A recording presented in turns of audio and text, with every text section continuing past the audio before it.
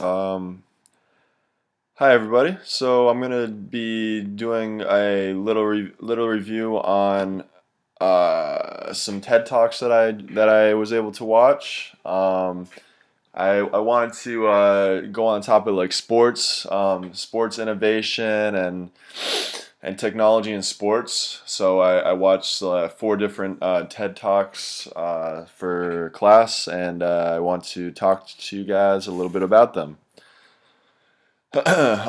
So the first one that I saw was David Epstein. Are athletes really getting faster, better, and stronger? Um, this is probably one of my favorite ones I watched.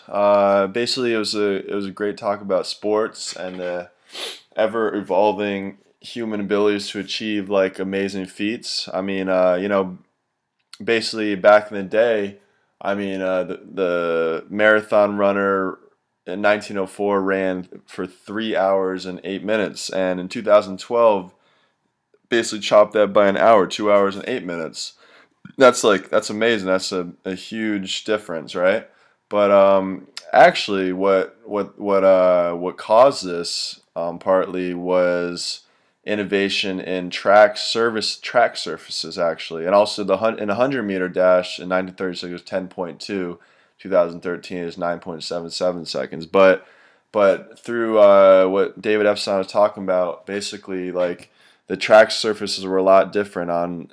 They were running on soft cinder tracks back then, and now they're on high quality synthetic tracks, and which would make them actually 1.5% slower running on those soft cinder tracks. So actually, yeah, I mean, not too much difference in the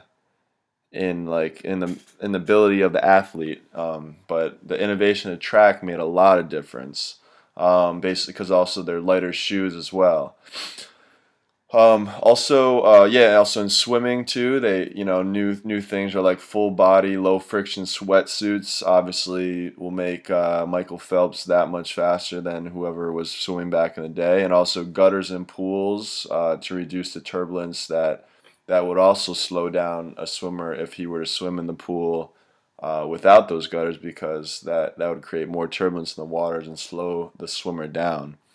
Um, yeah, so it's very interesting to talk about, and also just talking about the gene pool is more specific to certain sports actually these days, instead of back in the day.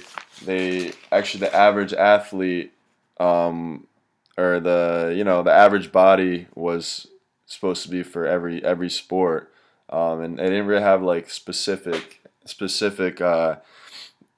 people they want to choose for different sports, but just the average person, like 6'2", 180 pounds or something. Um, yeah, so that made a big difference now, because these days, like, they actually do like specific body types for different sports, like basketball.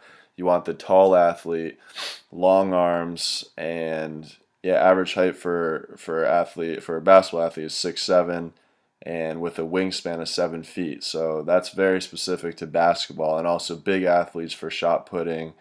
Instead of like back in the day, it was just average athlete. Um, so yeah, so basically we're getting a little smarter these days, and also the changing techno. So basically, the changing technology, the changing gene pool, and also the changing mindset spur the athletic achievements we see today. So also, yeah, the mindset of athletes today and individuals are being able to just overcome those concepts, because actually our bodies are capable of such amazing things, and also our mindset is a big part of that. If we are able to break down those concepts, our bodies can do amazing things. So yeah, so I really enjoyed this talk that David Epstein had at TED Talks. That he Because I'm into athletics, and it's cool to understand how innovations, mindset, and a changing gene pool affects our performance today. So the next one I saw was Hamish Jolly. He's from Australia, and he talked about a shark deterrent wetsuit.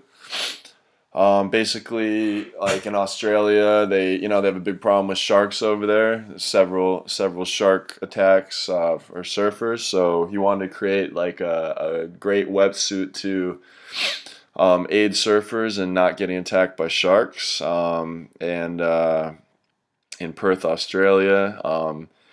I mean, it's yeah, we it's amazing technology to deter sharks from engaging. Basically, he demonstrated or he really wants to see the science behind sharks not wanting to go after a certain type of wetsuit or a certain like type of what person, because he tried to see what things trigger sharks, and he did many tests on that. And so he came up with two different suits, a black and white suit that kind of like looks like the fish that travel with the sharks, and it's supposed to kind of confuse the shark with it's a little bit more bold, the black and white suit. And then also a ocean blue suit that kind of like blends in with the ocean actually, and somewhat the shark doesn't really like it doesn't really notice it or whatnot. And yeah, he did some tests again with the tiger shark, bull shark, and great white sharks, and test results were very good. It showed the shark kind of ignoring the suit, and getting a little confused also by the black and white suit. And yeah, they really want to make this something that is implemented into wetsuits these days. These bold suits, they were able to show it on stage. The two surfers came out. It's pretty cool.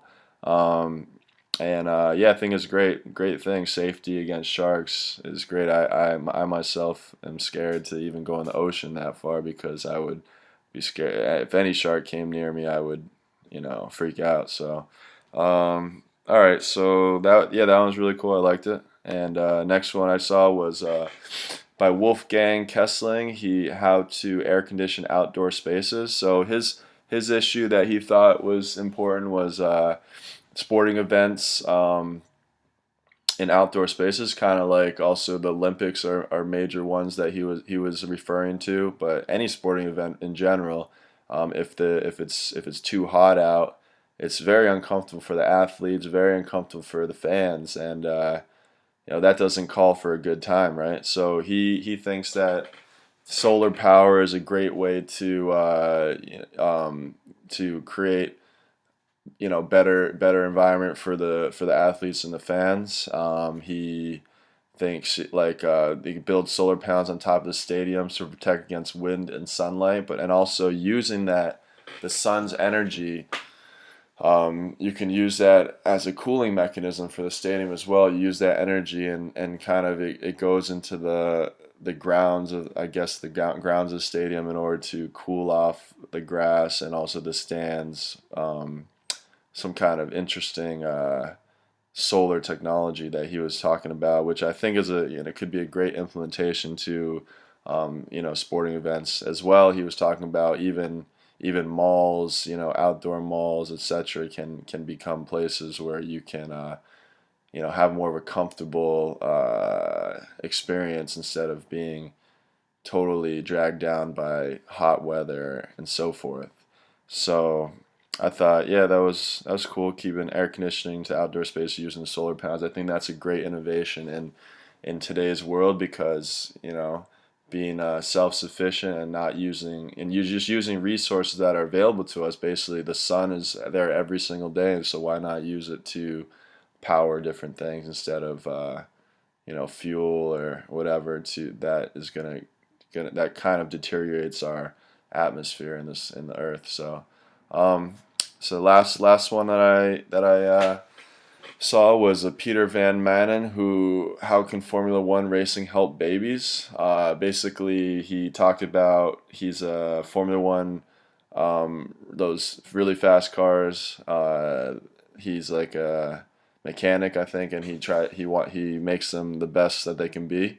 And new cars, there's always improvements. There's always sensors. There's always a lot of data that goes into creating a car and creating the best that it can be. So he thinks that with this data that they use for a 3-month-old car, how to make it the best. There's so many triggers that happen to that force them to change something or whatever. And he thinks it correlates with like basically babies also and their health issues. They can this data can also be the data that how they get the data for the car can also be correlated to how they get data for babies, and for any issues that babies may go through, these can be cues, and doctors should know right away so that these babies can survive whatever issue that they're going through.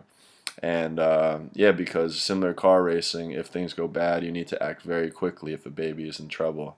So he thinks that along with the cars, they can also do that for babies. And so yeah, I thought that was very interesting. It was a short talk about that.